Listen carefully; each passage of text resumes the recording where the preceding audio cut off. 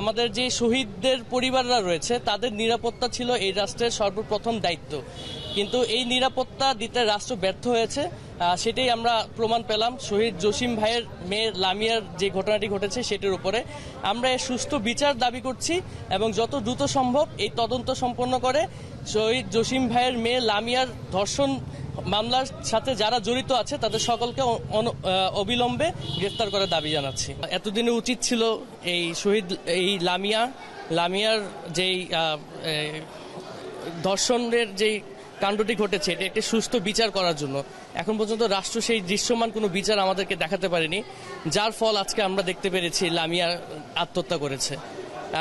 আমার শরীর হাত পা এখনো কাঁপতেছে এটা চিন্তা করে যে এই দেশে আসলে আমাদের শহীদদের পরিবার, শহীদদের ছেলেমেয়েরা সেফ না, তাহলে এই দেশে আর কারা সেফ থাকতে পারবে? রাষ্ট্রে এটি সর্বোচ্চ গুরুত্ব দেওয়া উচিত ছিল। আমাদের যেই জুলাই গণঅভ্যুত্থানে যে শহীদরা রয়েছে সেই শহীদদের পরিবারকে, শহীদদের আত্মীয় স্বজনদেরকে সর্বোচ্চ সিকিউরিটি দেওয়া, সেটি দিতে ব্যর্থ হয়েছে। আজকে সেটি প্রমাণিত হলো।